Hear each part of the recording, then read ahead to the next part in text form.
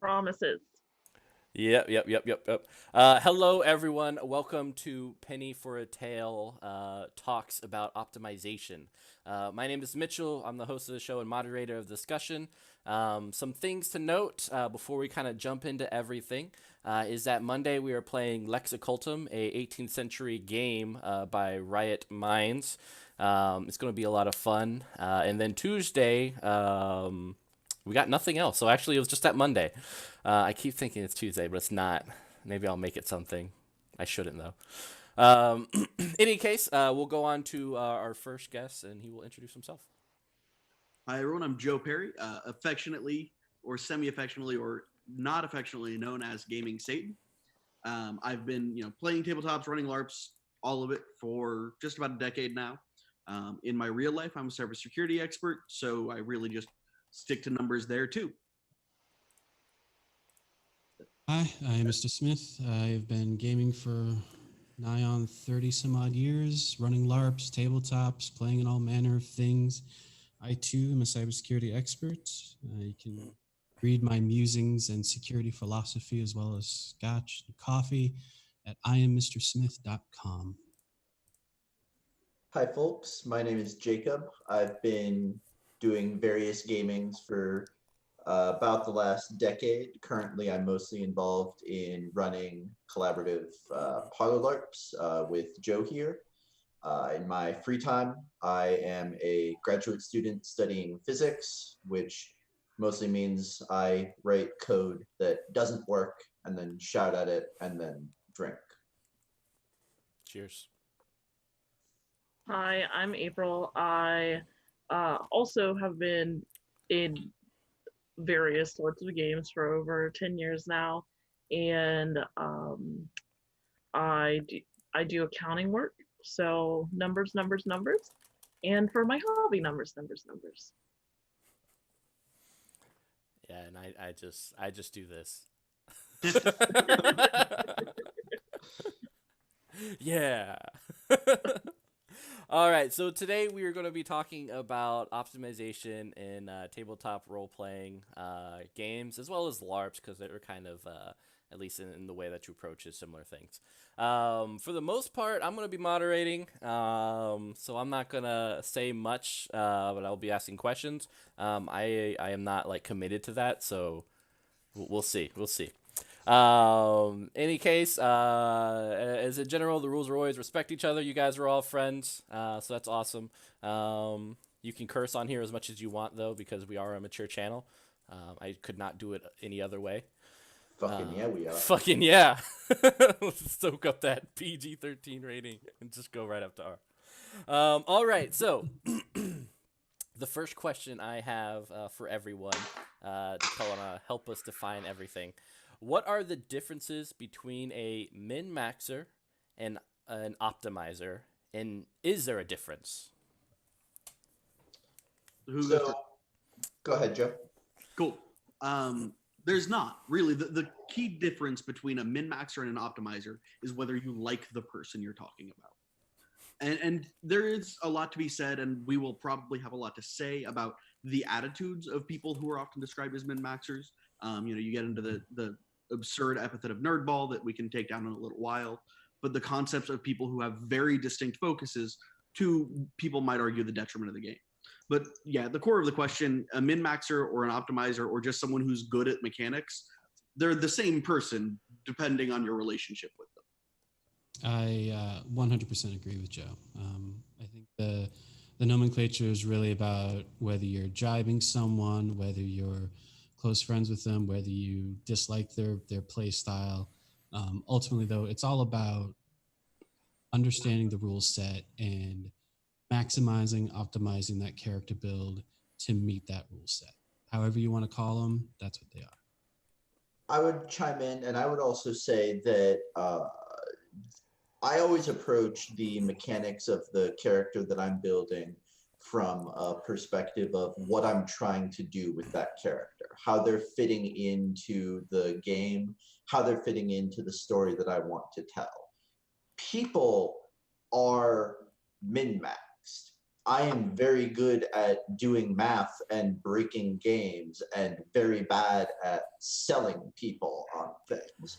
When I'm constructing a character, when I'm trying to put this person together, I can't do it without a sheet, without considering what am I very good at, what do I struggle at, and optimizing that character is part of how they become real to me. Um, Optimizing someone is min-maxing them, is figuring out where do I excel, where do I struggle, and building a story around To chime in, locally we actually had different ways to call different character sheets. Specifically in the LARP setting, we had the min-max character sheet is what we called one, and we called the magic number theory is the other. For example, the magic number theory is I would like to play PvE, so I'm going to build for certain mechanics and have certain numbers because I only need X amount of like this numbers to reach one success, which is all I need to get what I want out of plot. Whereas a min-max is what we would use to call a person who did PvP. Now, more frequently in the current setting of things socially, the difference between min-maxer and optimization is how you want to paint that person, going back to what Joe said. So that is the only addition I had to that. Awesome. To comment on what Jacob said, I agree with his perspective. I think it becomes a problem with the community consent of that character build, and by that I mean, if you were creating a character, and this has been largely exemplified through LARP because it's really difficult to capitalize on social interactions, social mechanics in LARP, particularly with the common LARPs of World of Darkness, because those social mechanics aren't, I mean, they're defined-ish, but no one ever plays them out. And so if you want to create that social character, at least from what I've seen, or I guess how I've perceived, you seem to have the physical backing, which kind of throws off that idea of optimizing for social. I don't disagree. I think I think there's a fundamental problem, especially in LARP, but also to a degree in tabletop, where social mechanics between other players are always going to feel unsatisfying. I can believe that DICE decided that my sword hit my enemy or that my spell failed, but DICE will not convince me that my character has been persuaded not to do something they want to do. And so eventually we have to make a decision. Do we care more about our own suspension of disbelief with regards to our internal motivations, or do we care about every aspect of the game being modeled on a fair mechanical system? And pretty often, social mechanics get thrown out. And I think that is a reasonable dividing line if you're going to call someone out as a min-maxer versus calling someone an optimizer, is that that line in which they're willing to suspend disbelief in order to roleplay something that their character wouldn't do because the system, by all accounts, has persuaded that character to do that thing, versus them not wanting to because it's not a part of their character avatar, their concept. What I would say to that, though, is that there's really there are two aspects to what's going on. Most people, even people who would be called a min-maxer or an optimizer, won't contest to, for example, in Vampire, a dominate command, or won't contest in Pathfinder to like a hold person or even a charm person. I think the problem exists because though people want social mechanics to define your beliefs, whereas good mechanics only define your behaviors. So it's okay if my character is forced to do a thing. If you say kill that person and that person's a close friend of my character's, that's a heightened drama. That's a conflict that you have the ability to compel this action, but I am conflicted about it. Even, when you look at socialization powers as they often do exist, for example, persuasion in Vampire, you see, you can entrance someone, you can force them to behave as a friend to you, and even to some extent to perceive you in the best way possible. But there's never actually some compulsion there where you like a person. You can't be forced to believe something about your character that's not true. You can totally be forced to take action against your character's best interests. That's what most mechanics are. But it's key to understand that distinction there, that the character you made can't be wiped away with a roll of the dice. And I like that sort of conflict there. As someone who I do prefer to settle things mechanically wherever possible, I also like the idea that you can kill my character, but you can never take that character away from me based on something to do with random numbers. Yeah, I don't think I wasn't pointing to the idea that you fundamentally shift the character's belief unless the scene itself sort of called for that level of drama that you as a player were like, oh, that was legit. I think my character now believes something different. I think any social interaction, whether it's supernatural based, superpowers, magic, or even just a simple social role that succeeds, is all about just changing that behavior for that moment. Although maybe your non-supernatural social skill is more of belief.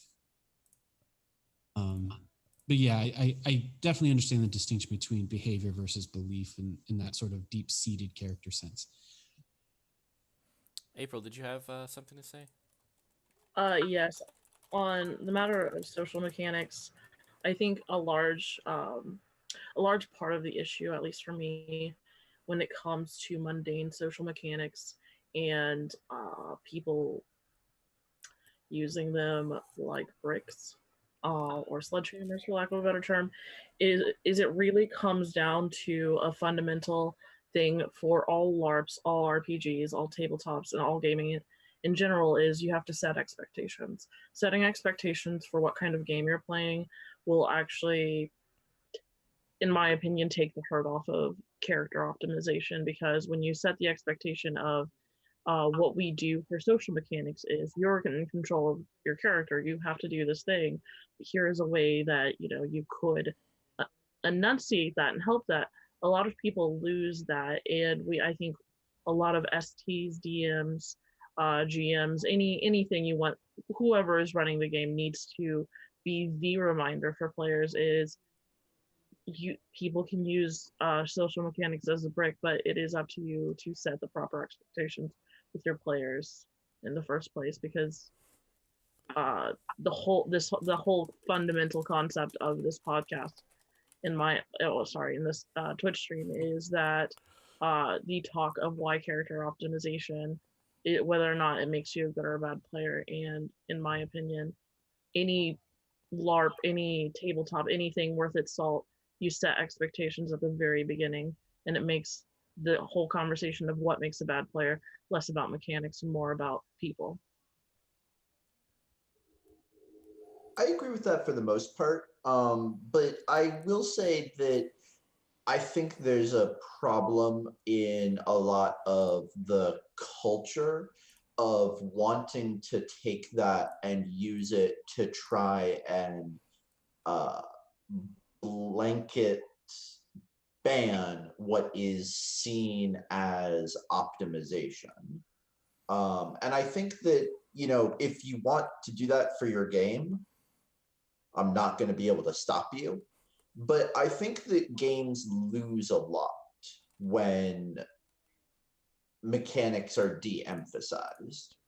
I've always felt that mechanics play an enormously important role in defining limitations, in creating tension, and in grounding the world in a shared sense of consequence and reality.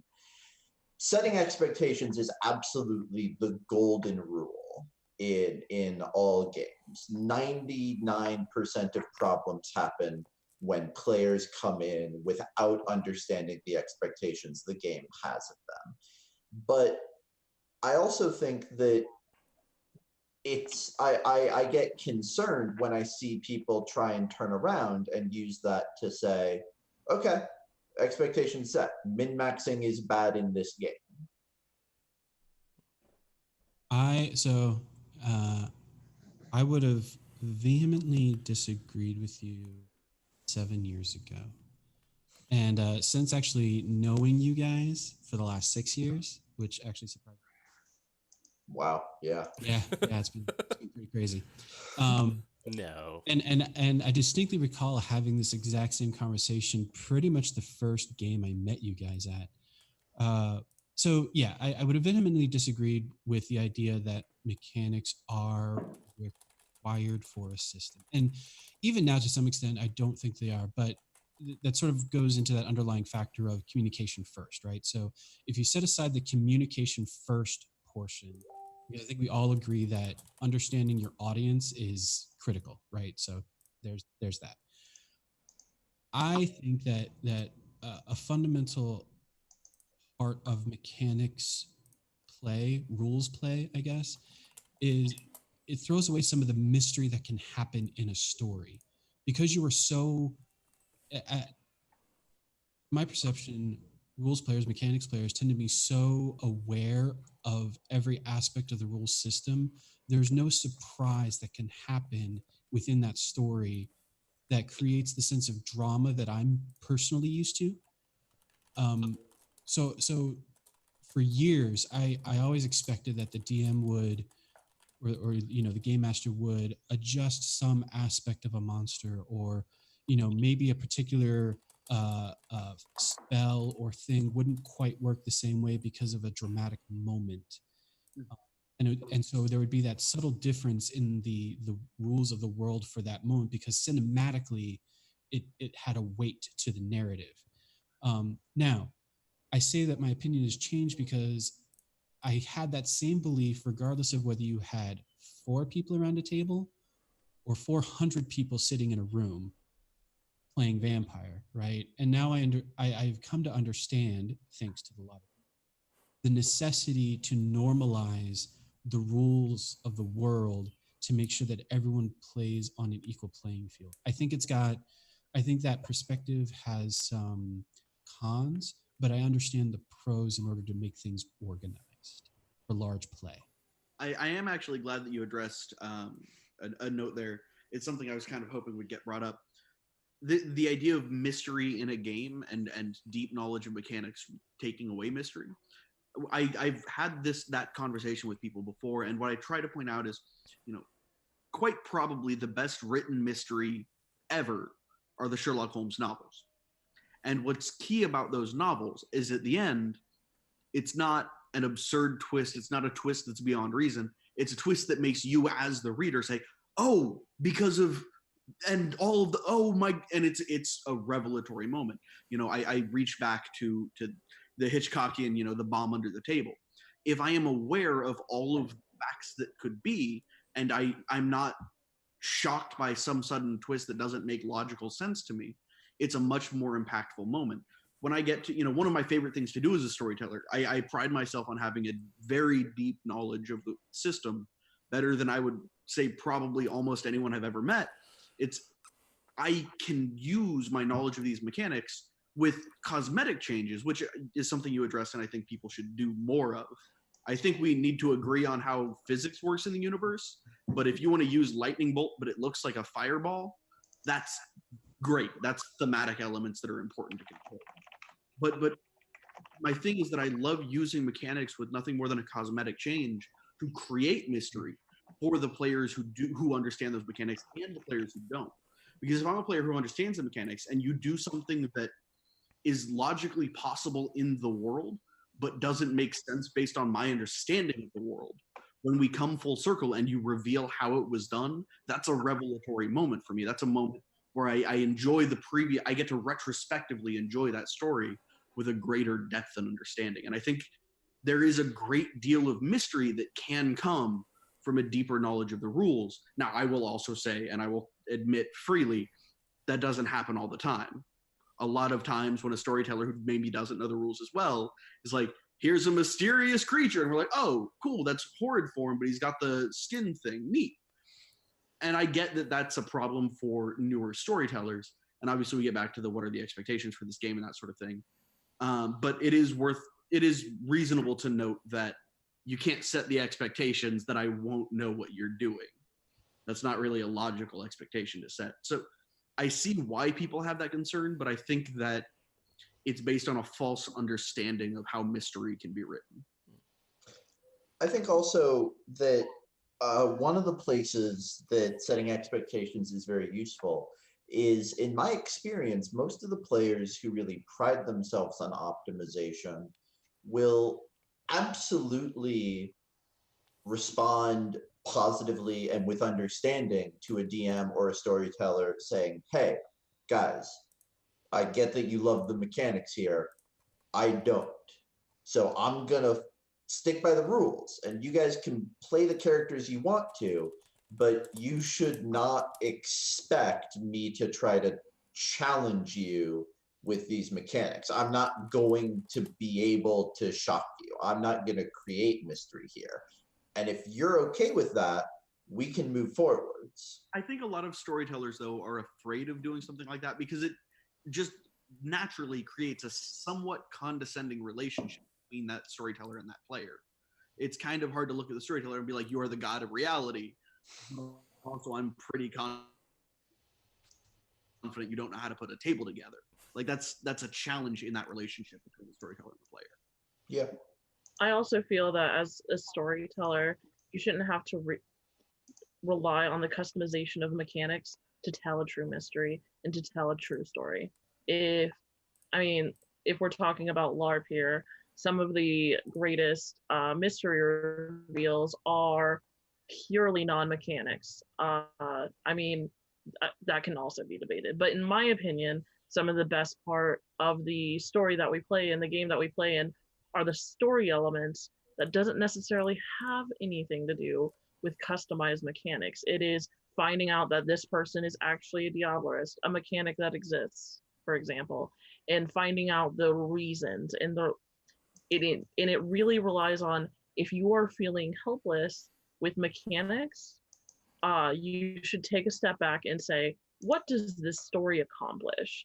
And you can always fall back to writing, because even if you don't feel confident in your mechanics, you can always write out your story first and then sit down and read the book. Sit down and write the logical book, the thing that we all know as the physics of the universe, to be a part of this. And yes, I agree 100% that aesthetically changing things that physically exist is a part of that, an important part of the narrative. But at the very core of what an ST's job is, it is to tell a story, and that story doesn't have to break the universe to be good. So I largely, I'm not going to take an anti-mechanic side here, and I think you made really good points there. I will say that there are some mysteries, some of the deeper, better mysteries that are made much harder by mechanics. Particularly, the game, for those watching, we obviously are going to keep referencing Vampire because that's the narrative that we've all shared together the longest. But when you're looking at Vampire the Masquerade, particularly the new BNS version, which I love, and I say is probably tied with Symbaroum as the most well-designed one-book system I've ever experienced. Marvelous rules, absolutely marvelous for that book. But at the same time, there are stories that are made harder by the cleverness of those mechanics. It's very hard to impersonate a member of another clan effectively. If the members of that clan are, genre savvy, which is a hard expectation to set that they not be. If I'm hosting a Gangrel gathering, I'm going to run down the list of Gangrel merits and run down the list of Gangrel clans, and I'm going to require you to prove to me a logically unfalsifiable number of those things. And obviously, a lot of storytellers will set the expectation like you won't do that, but that's a rough expectation to keep to. It's very frustrating to essentially mentally hobble a character on something that you as a player are good at, and you just have to decide not to be. That in a lot of ways ruins that mystery as well. So Yeah. I do think that there is a perspective of there are good stories that are impossible to do with some rules, or even if they're not impossible to do, if you're a player or a storyteller who's not deeply mechanical, you're going to have a problem pulling the wool over the eyes of someone who is. You know, we had someone impersonate a Nosferatu in our local cam game. She made it 40 minutes. We didn't even talk in character. She made it 40 minutes. I was like, oh, that's a fucking Toreador. She goofed. And that's something that's very challenging to get past. So I don't want to act like I don't want this to turn into just we all agree with each other and the people with these problems are wrong, because that's a legitimate problem. There's Yeah. also just the base level. I design a mystery around a body in a room, and I forget that there's a power that tells me how bodies die. And now I know, and now we skip to the end of that mystery. What were you about to say, April? Yes. What Jacob said highlights a problem of a system that I'm playing, but it's not necessarily. Look, it involves vampire, but mages in the Chronicles of Darkness have a lot of mechanics, and it is very stressful for STs who are not mechanic savvy to deal with that. And I think that I honestly believe that I will never be the person who can solve that problem, because I've had many STs go to me and say, how do I fix a Fate Mage? How do I fix a plot around a Fate Mage when their powers are? So tell me what to do and to solve this thing. So that is something that I empathize with what you brought up, because there are a lot of mechanics that are very unfair to STs. And I will say, just for the record, if you're someone who, you know, whether or not you pride yourself on mechanics, but you played the Chronicles of Darkness Mage game and found yourself intimidated by those mechanics, you're right. It is fucking hard. Like the first Jacob ran a game for like 3 That is seconds. some insane shit. Yeah. We're just he and I with like charts and like a whiteboard full of math and the book. Like it was a nightmare. And we finally learned the rules of the game, but like I think it's a friend of ours from DC, who I won't name on the stream because I don't know if they'd be happy with that. But he came to me and he's like, "Hey Joe, I'm trying to run this mage game and I don't know how anything works. What should I do?" And I was like, "Don't worry about it, because your players fucking won't either." You just say, "Hey, what's happening?" They'll be like, "Probably, man. There's 4 appendices." Sorry for the tirade, but that game, that game is accounting. When there is a mechanic to upgrade from one chart to another, you have too many charts. Power specifically calls out charts. I feel like I shouldn't have brought up Mage. I'm so sorry. Mage is a prime example. yeah. Mage is one of those systems where you can not be an optimizer and you can probably still be pretty good at it. Yeah. Yeah. I mean, my character was the best at talking to animals. I remember that.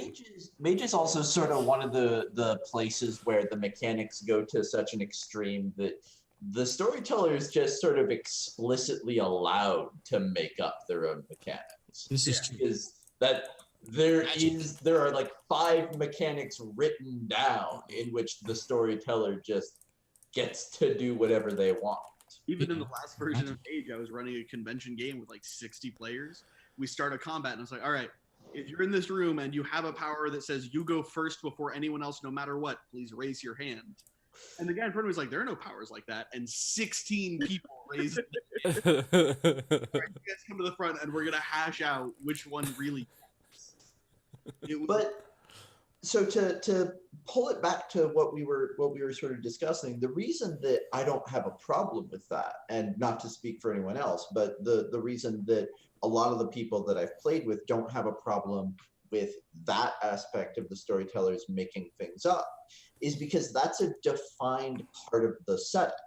The game was designed, the rules were designed with the idea in mind that when encountering this creature or going to this place or fighting this kind of antagonist, that you are supposed to expect a certain level of ST hand on the scales. There's going to be some fuckery. That is part of managing setting and player expectations just as much as maintaining the sense of I mean, we keep talking about rules in the term that I prefer, which is the shared sense of the laws of physics. We all agree on the rules of our game. Well, when mages get involved, Fuck physics. rules get broken. I think what I have done in my Chronicles of Darkness games is, and there's a lot of people who play mages who are players who do optimize characters because they decided they enjoy mage, and you don't necessarily. If you enjoy Chronicles of Darkness mage, then at some level of you, in my opinion, enjoys character optimization. But that's my opinion. But You have to at least what we have done read is the front page. Sorry, go ahead. I didn't mean to cut it. Oh no, you're fine. What we have done is we've had players who have magic that does genuinely bite through plot. All those players are very good at, would you like me to use this? In which spells would you like me to use? And I think it's also a matter of communication with the STs, because sometimes the way to handle plots in general is to not be that guy. And sometimes there's a way to do that, which is just be upfront about the ST, about declaring your cheese at the beginning. Because if the world works the same for everyone, declare your cheese. And I agree with that to some extent. I think it kind of goes back to, I think it's very common among players, like most, like we are, who optimize. It's very common to be used to that relationship. But from the perspective of a storyteller, I can tell you it feels very condescending to have a player like, is it okay with you if I beat you? Or I'm willing. Plot that you just spent 6 months on. So someone just have to beg, just ask. Someone just brought it up in the comments. So if no one has any objection, I actually have a non-confrontational version of this story that sort of illustrates how investment can be broken. I was playing in a mage game, and I was not super involved because this was in a large connected chronicle, and so I was only playing online, and there weren't a lot of friends that I had playing it with me. So being a physics nerd, I decided to sit down and see what weirdness I could play around with physics. And I realized that if you took a specific, I don't even remember what the special kind of mage is, a specific legacy group, and took a certain combination of spells, it was very possible to fly to the moon. And there were a lot of ideas in the mage setting about the difference in how magic would work off of Earth. So I scoured the books, and I confirmed that there was nothing in any published rule that made a conclusive determination about how magic worked outside of the Earth. I wrote up what I wanted to do to fly to the moon, and I sent it as an email to the storyteller with a heading saying, I understand that this is probably a stupid idea, and if you write back with nothing more than you tried to do this and your character dies immediately with no saving throw as soon as they leave the Earth, I'm cool with that. And that's what happens. And instead, what they wrote back was, I don't think that works. And I said, well, here's the rules that I laid out. Here are some of the quotes from the book that say why what I've laid out should work. Not necessarily whether I survive once I make it there, but why the base level reasoning worked. And he said, well, I'm not allowing that because I don't think that works. And that was the second that I was finished with that character, because never again did I ever feel interest or investment in what I could do with them. And I think that is an example of long-standing underlying disconnect between the quote-unquote role players versus the rules players, right? Is that interpretation of the rule set, and it's unfair to both sides, and I think it has caused. It's really why we're here right now, is because of that sort of fundamental communication disconnect on how the classic and not so classic role players perceive the mechanics, mechanical usage and optimization and min-maxers and whatnot. I mean, I remember, 20 years ago LARPing, and I would look at optimizers and go, oh God, those damn min-maxers, rules layers just gonna come in here, put some random esoteric rule and ruin my parlor LARP scene. And you guys did, damn it. Every single one of you ruined my scene. I'm just No, and so, it took some growing up, and it took some realization and understanding and empathy, really, to see the perspective of optimizers. Again, I will wholly say that I don't agree with everything about optimization. I still have this sort of fundamental belief that there's a disrupt to the narrative that can occur, and Joe outlined some of that in terms of, there are stories you cannot tell with certain systems, and I don't think that's fair. It is what it is. I just wish that communication would ultimately just get better, mainly between the role player to the rules player, because I think the rules player to the role player is pretty straightforward. It's like, I can do this thing, so your plot better be ready. I think the idea that people using role player versus rules player or story player versus rules player is insane. Mostly because in a recent game that I am playing, several people have approached me and they're like, I'm really happy that you decided to become a flavor player and a story player, and that you started caring about story, and I'm really glad to see that you have converted. And a lot of people have recently said that to me, and I'm like, really? Yeah. I don't know what that means. But I think that the idea that people continue to use that is why we're having this to begin with, because it comes to a fundamental breakdown of communication. When you set sorry, I will stop with the setting expectations, but when you communicate with other players and when you continue to play in the same game as them, putting titles on players, putting names like optimization, putting role player versus rules players is what pushes people apart and continues to divide people, and it's not divisive for the game.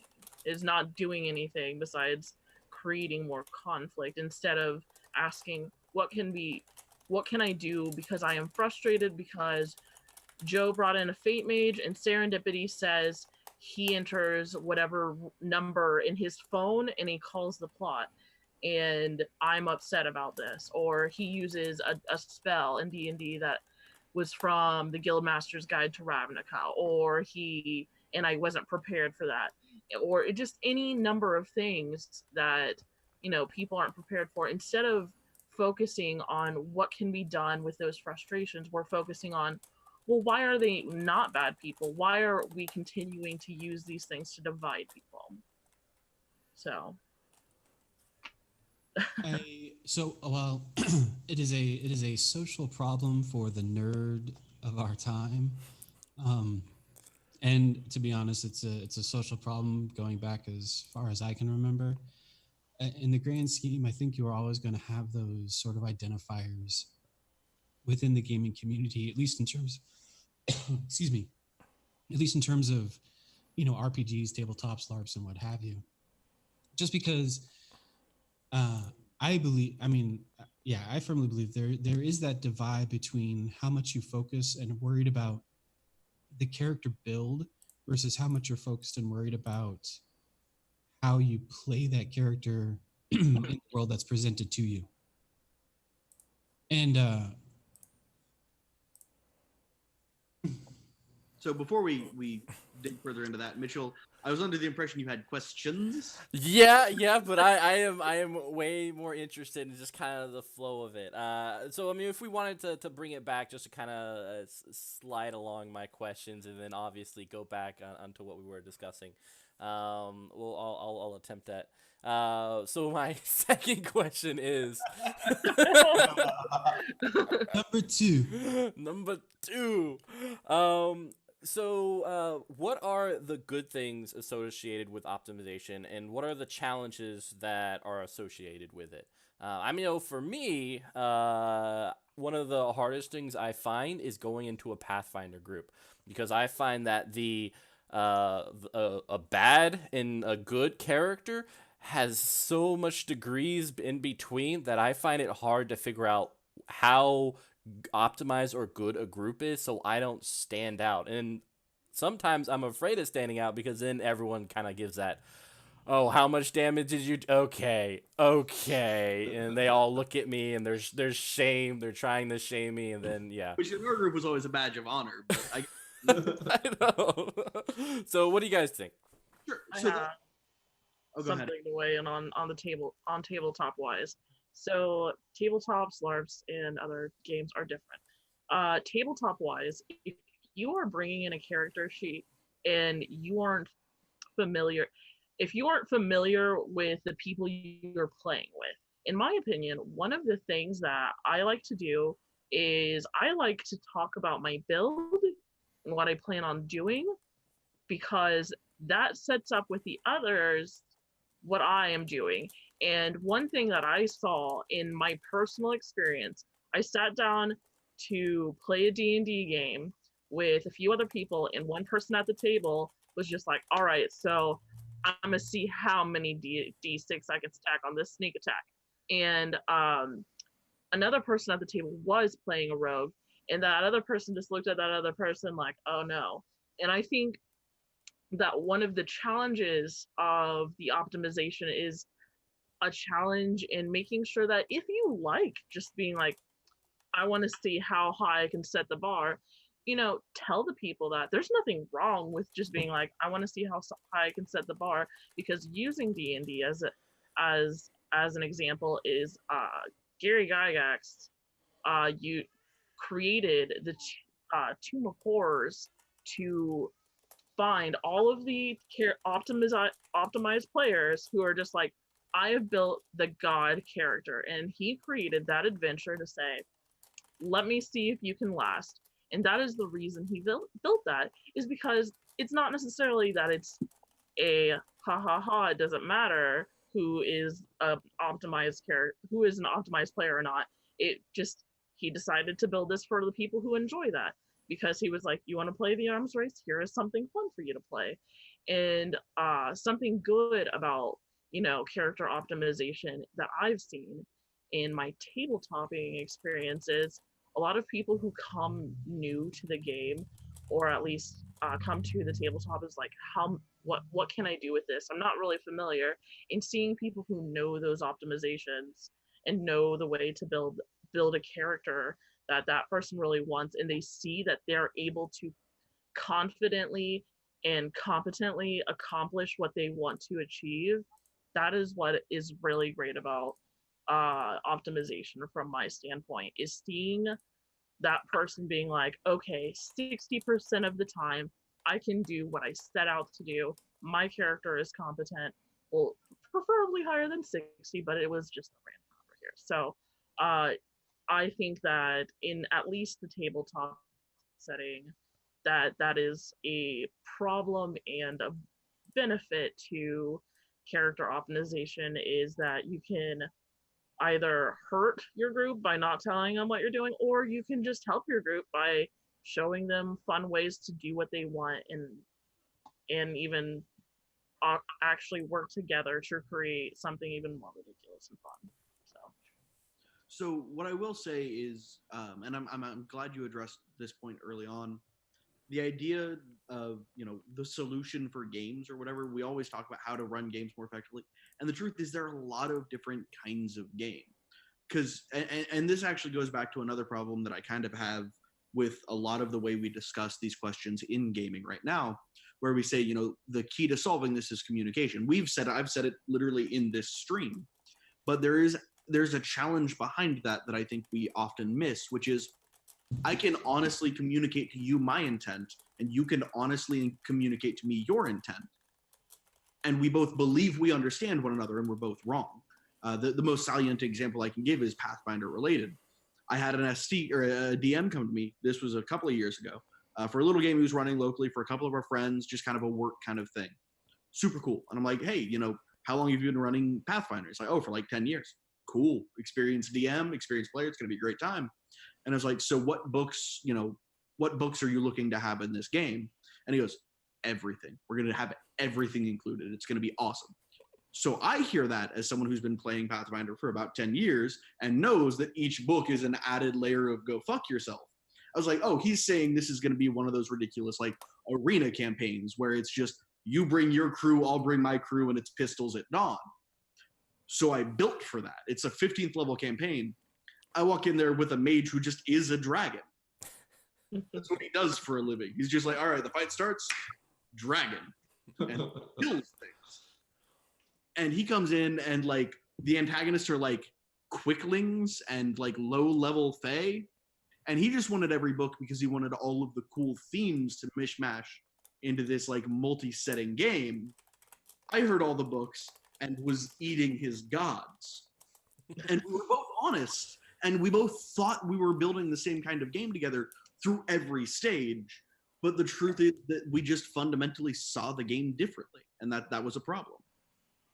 That is, again, that goes back to that inherent divide between, how people have gotten into role playing and how they have played their games over time. For the first, 20 some odd years of role playing, my group of friends and I, like, we read the books, we read the rules, we had a basic idea of how THAC0 worked, or we had an idea of how THAC0 worked and knew like weapon proficiencies and what they did and all that jazz. But when it got right down to it, we just wanted to tell a story about our characters, and whatever flaws occurred because of the unoptimized way we built the character were just the flaws in the character that we role played out and had these failings and whatnot. And then as I've grown into, as I began to experience individuals who were optimizing and were going for what I perceived as trying to win a game that wasn't really winnable. Because to me, when you're role playing, telling these stories, it's not meant to win the story. It's just meant to tell this experience of this individual. And all these optimizers, rules layers, min-maxers, what have you, would try and win something that I didn't think was winnable. And it shifted my enjoyment of the game significantly in that manner. For me, when I first started playing, I was not an optimizer. I probably had the same view that a lot of people have of looking down on them and missing the point, thinking that they were missing the point of the game. And then I played my first character in a large LARP, and I was playing a gritty, murderous, avenging, played completely straight warrior thug who genuinely, by the books, could not kill a squirrel. And I don't mean like if he tried to kill a squirrel, he would fail. I mean the squirrel would eat his face off because I had so fundamentally misunderstood how the system worked. I want my characters to be able to fail. I want to not know where the story is going to go, but I want to be intentional about it. when I make a character, I want to be able to say this character is good at these things and is bad at these things. And always optimization comes down to that simple question for me. What am I good at? What am I bad at? And oftentimes, optimization will open up possibilities. I can decide now when I make a character, I am going to play the person who is striving to become the greatest swordsman of his generation and has sacrificed everything for that. And I do think that I have then a responsibility to role play a person who has sacrificed everything in pursuit of this single goal. And I can also say, I want to play a middling mage who is decent at a bunch of stuff and has a couple of weird ambitions and a couple of cool tricks. And other than that, just hangs out and doesn't die. But optimization will always come down to defining how my character exists in this world. And it is, I remember the first time you told me that, Jacob, and it was actually at that moment that I began to understand the difference between how I perceived min-maxers, because I just, and appreciated the perspective of optimization. And I wholly do enjoy that vision of optimization. I don't think, in my memory, I'll be pretty honest, aside from meeting you lot, I've not seen that perspective very many optimizers. And that's something worth, and I find myself taking contradictory points to my own viewpoints pretty often in this stream. But that is something that happens a lot. I think a lot of people have that experience with min-max. I think a lot of people have that experience with me of, you can say that these are the philosophies with which you approach the game, but when I was interacting with Joe and I was playing a thug and he was playing a thug, he kicked me off a balcony without actually ever bothering to look at me. And that affected the way they were able to enjoy that game. And they also want the idea to be that if they say to the storyteller, I'm good at X, the storyteller agrees, which when we say we share the belief in the rules of physics, that's really what we're saying, is that the storyteller and I believe the same thing. And so if the player and the storyteller both agree that this character is a badass thug with his 15 fucking brawl, and he's going to take down elders with that, and then I walk in with some brouhaha and just use him as a martini shaker, like, that's going to be an upsetting experience for that person. And it may not be that I'm being, a bad player or they're being a bad player. We're both saying to each other in the scene, thinking we understand one another, I am too big to mess with. And they're saying, I am too big to mess with. And then we both swing and one of us was right. And it's a problem. Like that creates a broken trust between us. Regardless of anyone's intent, they now view me as the person who, and I brought this up specifically because someone in the comments mentioned, like, it can be frustrating to play with optimizing players when you're like, this is what my character does, and they say, as nicely as they might say it, well, your mechanics suck. And that does happen. A player comes up to me and they're like, oh yeah, I've built the character who, like, I don't know, has the most attacks per turn. And they throw 3. I'm like, oh, well, have you considered?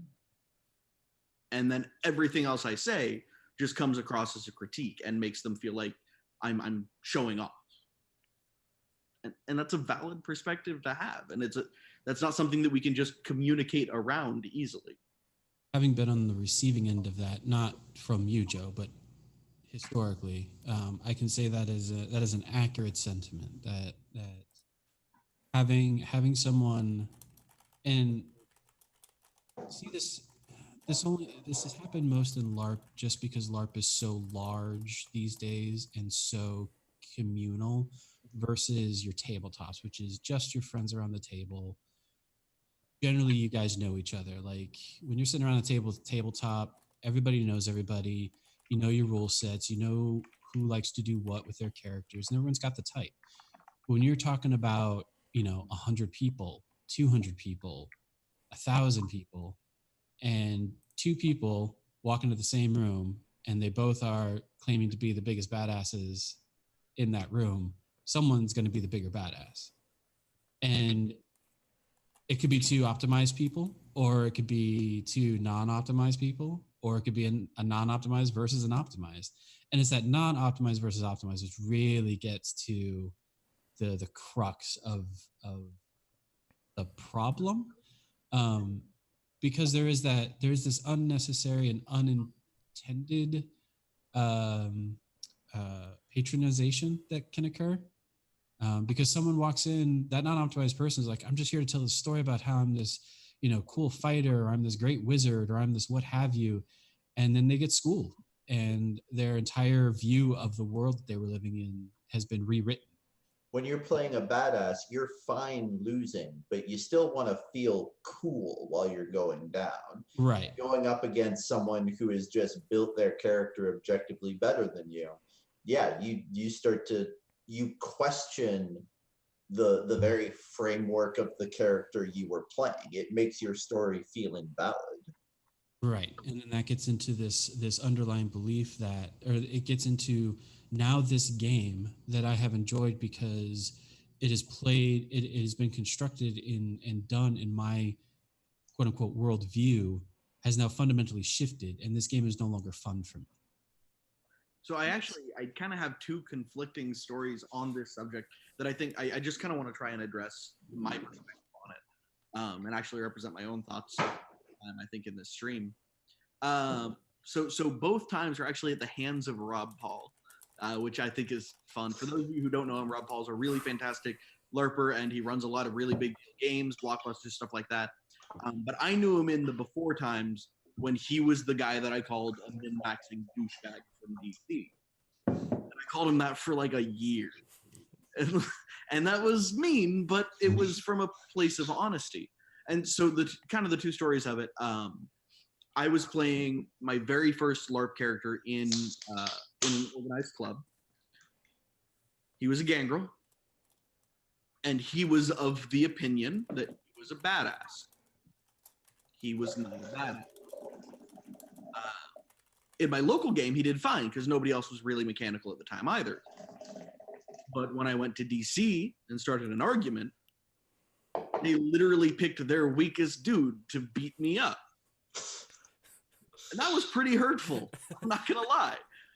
But I played this character for about 8 months, and I did a bunch of stuff, and I really enjoyed the politics of the character. He was an idiot, but I really enjoyed playing him anyway. And he ended up dying when Rob's character figured out something I had done, not really important what, other than to say it was a bad move and I deserved to be killed for it. So he and a couple of his friends corner me outside at the game, and he goes, "Hey, did you do X?" And I give a villainous monologue like, "Yeah, bitch, I did it. What?" And then he killed me really fast, like way faster than you think a person could be killed. And I was furious. Like I wasn't upset my character died. I expected him to die. I was furious that my character died looking like a child trying to fight his dad. And it made me, as a player, just kind of feel less. And that sucked. And that was a miserable experience. And I didn't want anything to do with Rob for a while. And he probably doesn't remember that day. Because he wasn't mean. It was no unusual experience. I just took it to heart. Mm-hmm. And then, almost 5 years later, Rob is running our Cam Anarch game in Baltimore. And we're near the end of the Chronicle, and I have since then gotten very, as some of you may know, into mechanics. And he's running this fight with all of our players and a couple of visitors at our last big event. And it's this giant blood brother. And for those of you who've never played the game, a blood brother is basically like if the Hulk took steroids. And he's got a character who's playing someone important to me pinned down, and no one can get past it because these blood brothers are bidding just go fuck yourself numbers for a fuckload of damage, and you can't hurt them. They're a nightmare if they're done correctly. And I walk in there with my Elder Toreador and a handkerchief. And this handkerchief was made by a Toreador with a Toreador mechanic that says you have to spend a willpower to ignore the emotion associated with this item. So I waited until the fight was over because of a specific clause in the mechanics, and then I held up my handkerchief of peace, and I walked through the lair. And it was honestly one of the coolest moments I've ever had in my gaming career. I didn't beat this thing in honorable combat. I just outthought it with a very specific mechanic that only worked because of really detailed quirks of the system.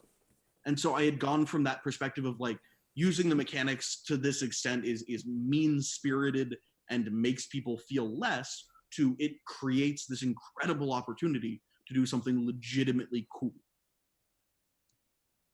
I think stories like that. Oh, Uh, so I think that those situations are more likely acceptable and occur in a LARP scenario, just because, again, of that large, because the groups are so large, the nature is that you have to maintain that common framework of reality. I think when you're getting into like Pathfinder Chronicle sort of experiences, those might become a little bit more, I don't know, I guess naive perspective I have maybe is that those would become a bit more insulting or perceived insulting to a player when situations like that occur. Like you don't, because those tabletops tend to be more intimate in that setting. And again, this personal experience, right? The story has historically trumped any mechanic in my background. I don't know. It just seems like that if those experiences, and again, I actually appreciate, Riley. When I started playing with you guys, I thought when I first met Riley, I was like, oh God, it's a min-maxer. This guy's going to be a douche. And I was completely wrong. I'm the character himself was a douche. The player, however, was not. And I thought you executed the use of optimization extremely well in terms of enforcing a social structure that was completely player generated, and you use that optimization to enforce that structure, admittedly based on Riley's worldview to some extent. But I walked into that game not optimized at all, and Jacob can attest to that. Like that character, from your guys' perspective, was trash, I'm guessing. So You had dominate. yeah, I mean, that was my, that It is was kind my of a thing. shortcut for a good sheet. Fair. but the way I had always expected Riley to come down and murder face my character at some point, just because, again, historically and in that very world that had happened previously.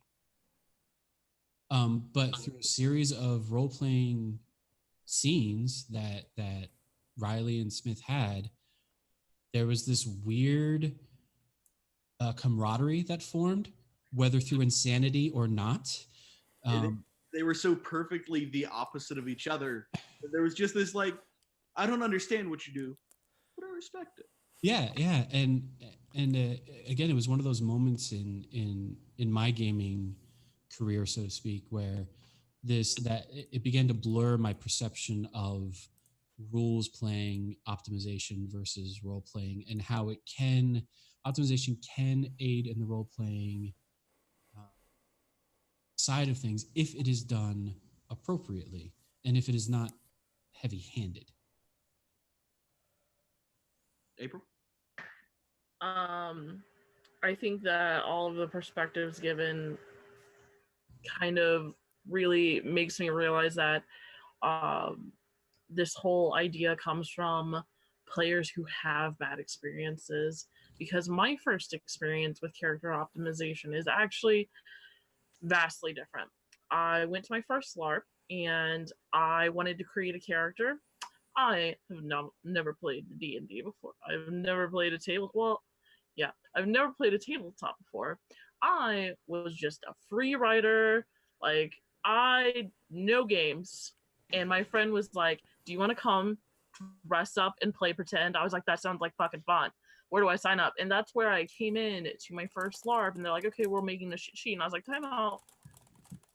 What's that mean? And they gave me, and I was like, what do you mean? And they're like, no, we use mechanics. And I knew the concept of, playing like tabletop games and everything like that, because I was into other types of gaming. And I was like, okay, well, I want to do this. They're like, no, we'll make the sheet for you. I was like, okay. Clearly, I need help. And that's the truth. If you haven't read the book, you probably need help. And then I get to the game, and the ST says, we're going to go do something. And I'm like, that sounds like my call for going to do something. And I turn to the person next to me, and I'm like, okay, so what do these numbers do? Because I don't know what any of this means. And they're like, no, the numbers don't matter on your sheet. Stop. So we just put this thing called striking looks on your sheet. It's fine. You're a girl. You'll just go do that. And you don't need to do combat. And you just don't worry about the numbers. The STs will tell you what to do. Just, honey, don't worry. And it was just very condescending.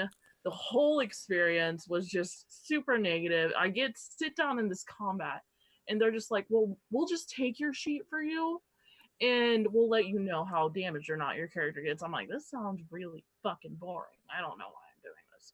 And I get frustrated because I'm like, why is everybody else doing so much better?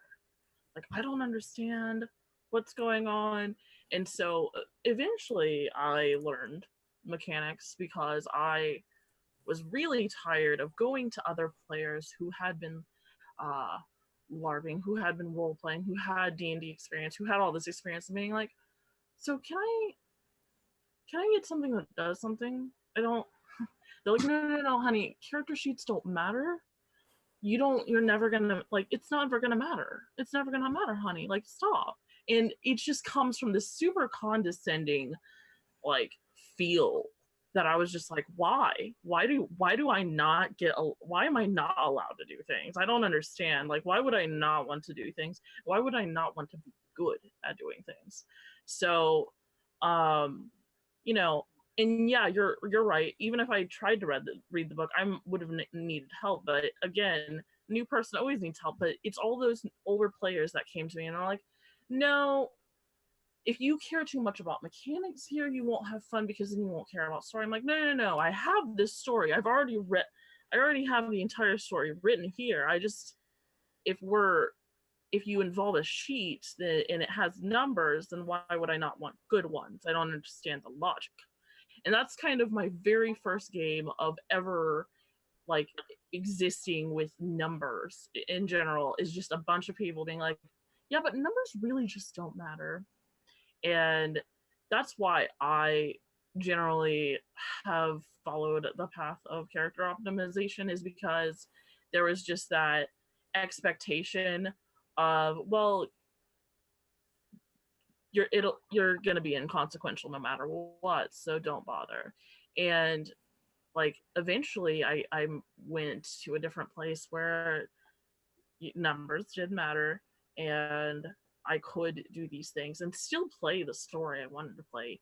I was going to play the same person no matter what, with the same story. I wanted to feel like I was allowed to sit at the table with everybody else while not feeling like somebody's going to take something away from me because, honey, you dressed up in a dress. Why are you at this table trying to find monsters? Like, and it was just that was my experience. And that is why I have the feelings that I have, is because most of my experience has come from the assumption that I don't know anything. And I come from that opposite perspective of, even though I started out, I have always, like, I came from the place of creating a character first, creating a story, creating goals, creating all this, and then slapping a sheet together. But for me, if I'm going to play in something with numbers, why would I not want to have the numbers accomplish what I want to accomplish? So that's kind of been my experience. And I know that a lot of people come into these games and sometimes they get raffle stomped and they feel just condescended to. And it's the way that people condescend to other people that really can violently put you, or not violently, but really strongly put you on one side or the other. Because for me, it was, well, you're a girl, so you're not going to care about mechanics. Go over there. And I'm like, okay, well, I guess this is a fight. Because that's just the kind of person I am. Is if you're like, well, because you are this, then this. And I'm like, okay, well, let me stab this in the face just to prove you wrong, because that's my personality. But everybody has different personalities coming into games, and it's just going back to the core of the discussion of whether or not makes it somebody good or bad player, perhaps the idea is perspective is really nice in removing the idea that, again, telling somebody they're a story player or they're a mechanics player, just to me is just so alien, because why are you role playing if you don't have a character?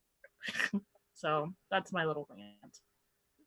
What I would say there, and it's something that I think is a good way to kind of bridge some conversational gap. I actually not that long ago had the same experience that a lot of people have had with me at a game. I went to Dystopia Rising. This, I guess I say not that long ago. It was a couple of years ago now. I know, right? Yeah. Of Dystopia Rising. And I was there. I love combat. It's one of my favorite things to do. I like to think I'm pretty good at it, but I just love doing it even when I'm getting my ass kicked. It's just fun. It's like exercise that I don't hate. And so I went to Dystopia Rising, and I was just rushing headlong into everything. And a lot of those fights, I spent most of my time dodging, because at least if they didn't hit me, I wouldn't auto-explode. But that is what it is. But I was really enjoying the game, and I was enjoying these crazy hard fights that I wasn't really that useful in, because it was just fun to be a part of what was going on. So it's, that's my Friday experience, and I love it. I'm in like 10 fights in like 30 minutes. Like, I'm just going absolutely ham. And then those fights kind of die off, and people start playing with just the groups of people they know. Game kind of simmers down, and I spend all day Saturday just kind of walking around, not really doing anything. I don't have anybody to interact with. And that night comes, and a group of people that I was kind of having a conversation with, starting to build up a little rapport, are like, hey, we got to go. We're going to go fight this big monster thing.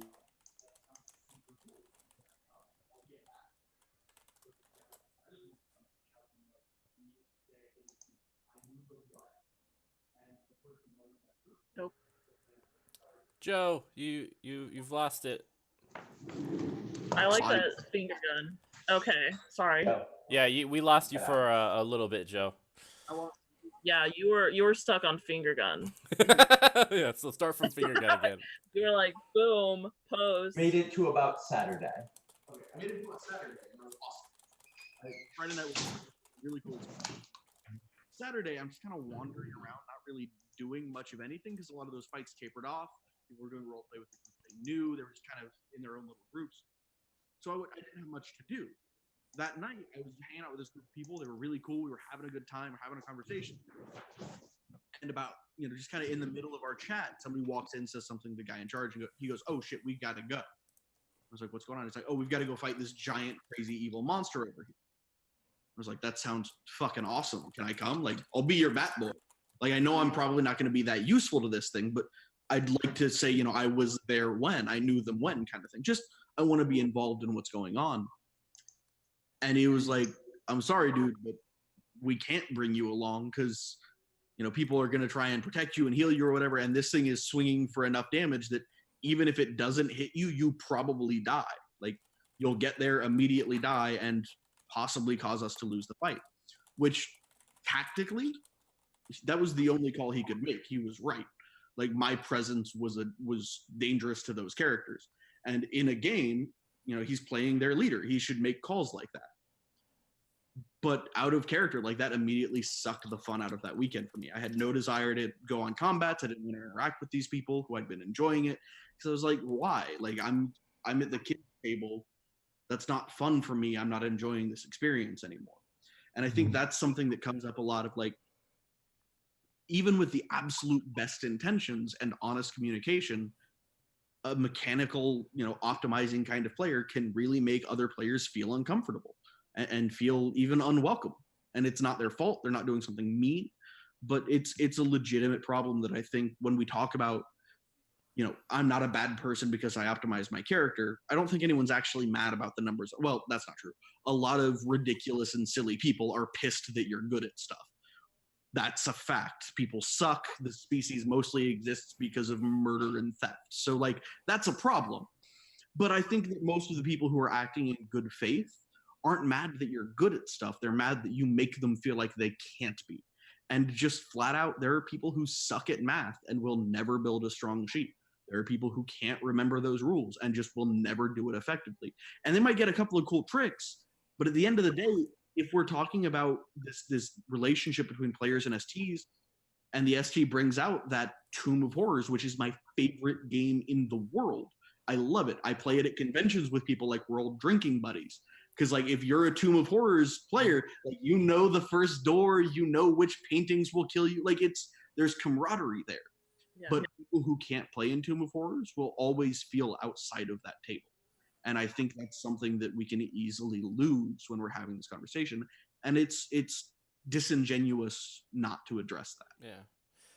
So real quick, we are coming up at the end of our time. So what we're going to do is we'll start with April, kind of go backwards. So April, Jacob, Mr. Smith, then Joe. So we have been talking about kind of the disconnect between new players or just players who aren't great at optimizing versus optimizers, and kind of like the disconnect that creates these I hate optimizers and such like that. So we'll go through and just kind of your final remarks concerning this whole thing. Obviously, this won't be the last time we do this, but final remarks as well as some advice for people who are either on the optimizing side or on the other side, just to kind of make it a better environment for everyone. So starting with April. My final remarks going into this is actually an experience starting with an experience I had with Mr. Smith, and your character you played with my character, and the fact that you came to me one day and said, so I was gonna have that scene with you, and I'm pretty sure you were gonna kill my character, and then it went a different way, and I think that really encapsulates why I have such strong feelings on people who optimize characters, because for me it's always I LARP, I tabletop because I want to have fun, and I think that the whole point of gaming is to have fun, and I think that both perspectives equally want to have fun. I think that my closing remarks about optimization is, if you are in a situation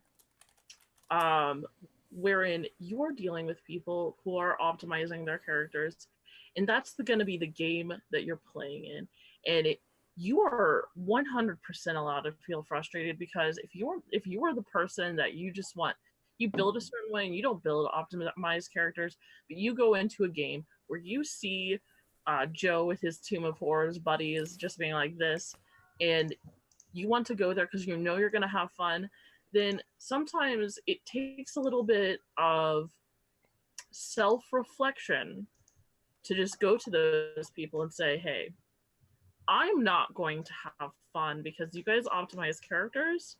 Could you give me some advice to better myself? And for optimized players going into games, for example, there are Nordic LARPs, there are different style games, and different style games exist for a reason, because everybody's allowed to have a different play style, and it shows the best in board games. You either love or hate Risk. You have a feeling. You have feels about that. But if you have an optimized character and you come into a game wherein people are starting to get frustrated with you, you need to talk to those people. Everything takes a matter of self-reflection, and something that can do well for any community you're in, whether or not it's your tabletop game, whether or not it's your LARP community, or you just go to a game store.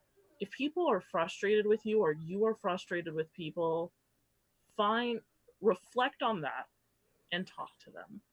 And advice that I have is, it is not fun to realize that sometimes you're the problem.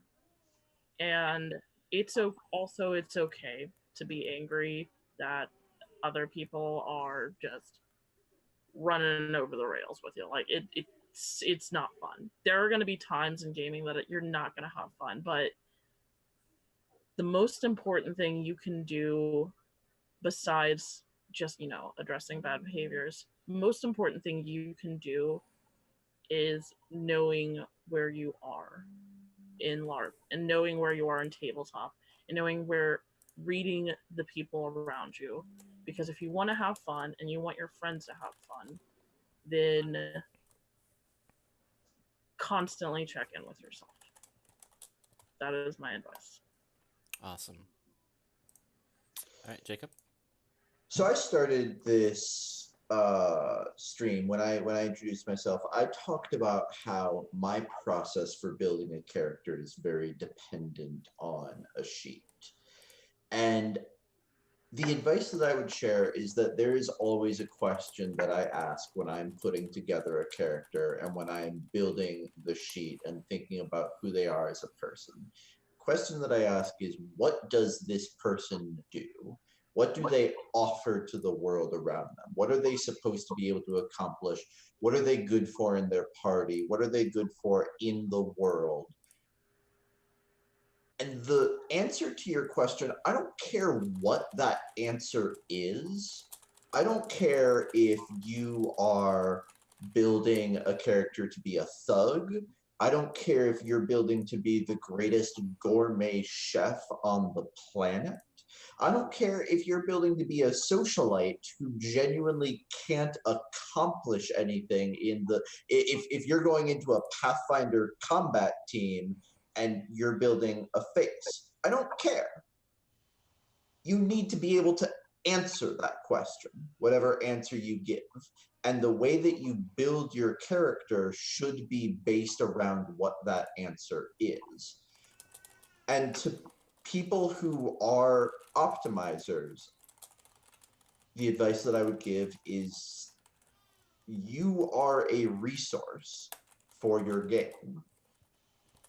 It's very easy for objections to become condensation. We talked about that, but Condescension. oh, god damn it! It's very easy to accidentally condescend to players, but I would encourage you to frame it in those terms when offering advice or help. Ask players, what do you want this character to be able to do? In your mind, what are they good at? How powerful are they? What are they supposed to be able to accomplish? And see if you can make suggestions from there. If you want to be able to be this kind of wizard, you might try looking at these spells. It's all optimization is, at the end of the day, is fitting the sheet to the character. The two things need to match. Otherwise, neither of them, when those two things clash, it will affect your enjoyment of the game.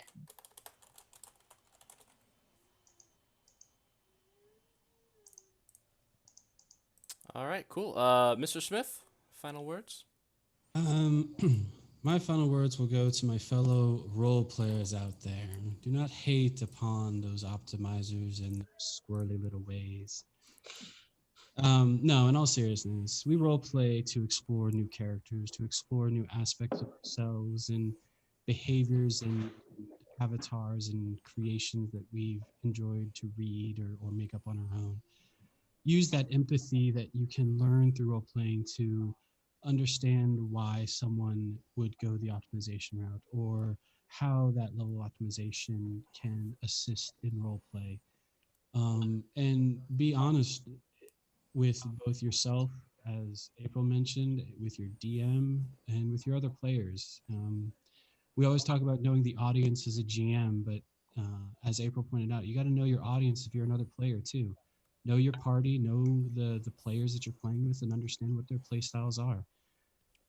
I've gamed with Mitchell on a pretty regular basis, and I would say we kind of run on both ends of that spectrum, not necessarily extreme per se, but I think we melded together pretty well. So yeah, take the empathy you learn through role playing, put yourself in their shoes. On the flip side, optimizers, don't be so hardcore sometimes. Be willing to kind of set the table and go, okay, maybe this isn't the game for me, or okay, that rule was a little off, but I'm going to be cool with that. We can talk about it later to make me feel better. So yeah, just be chill, be cool with each other, be excellent. All right, and finally, Joe. So, final statement and advice will be separate. The final statement, and I hope that I have done a good job to the people who don't agree with me on whether or not it's good to optimize for character sheets. I commented to Jacob before we came on the stream that the proposed title was a little rough because of the fact that optimization equals bad player. You as a person, as a moral person, probably don't assume that a single character quality makes someone suck. There are some out there, but probably not many. And so it was important to me coming into this to make sure that I represent, like, I do understand honestly what your problems with people who optimize are. I get it. It's really fucking hard to tell a story about a big evil monster if I'm one of your players, because I am going to swing. I might die, but I'm going to swing.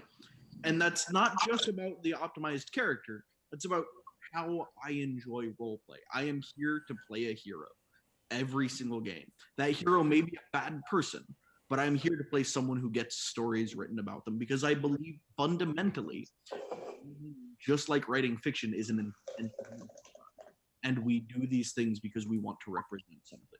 And maybe what you want to represent is a ne'er-do-well 30-something dropout who's never accomplished anything. And it is important for you, be it for experimentalism or catharsis or what it might be, to experience that character. But I believe that you want to experience that character fully. And that's what I'm trying to do with the characters I play. So that's my final statement, and it basically is not a rejection of the premise that optimization has nothing to do with whether or not you're a good or bad player. And that's my advice as well to everyone. Absent their sheet, what kind of person are they? Because in gaming, we've repeatedly talked about communication here. And April really drove it home really effectively that the key there is having that open and honest communication. But the thing you need to get is that you're not communicating with a character. You need to look at the person absent gaming and say, is this a good person based on how I know them and how I've experienced them? And if they are, treat them like a good person and try and communicate to them in the assumption they're acting in good faith. And if someone, and I will say it's probably a higher proportion of optimizers than non-optimizers, is being a dick, it's not because they're good at math. It's because they're a dick. And you should hate them for being a dick. Absent every other thing, engage them as a person. And if the person they are is good, try and figure out the good faith reason they made the choices they did. And if the person they are is bad, don't play with a bad person.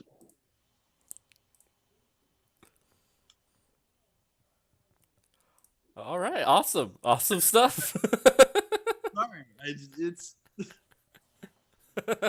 I like that ending. Don't play with dick people. That is what we command. So for everyone watching, thank you so much for checking out. I had a lot of fun listening to these guys, and thank you guys for bringing in your insight, your expertise. You guys were amazing. I loved it, and I really do appreciate it. For those who what? Bring us back anytime. Yes, all right, tonight at 1. Let's I do it. never want to talk with these people ever again. Great. I'm always down for another fight. Yeah. Next time we roll initiative. So Monday, once again at 8 p.m. Eastern Standard Time, we are playing Lex Occultum. I encourage you guys to check it out. I'll be posting more on my Facebook. I know my Nightbot has put out many of the stuff you can subscribe to us for, support us, etc. If you want to see more of this type of stuff.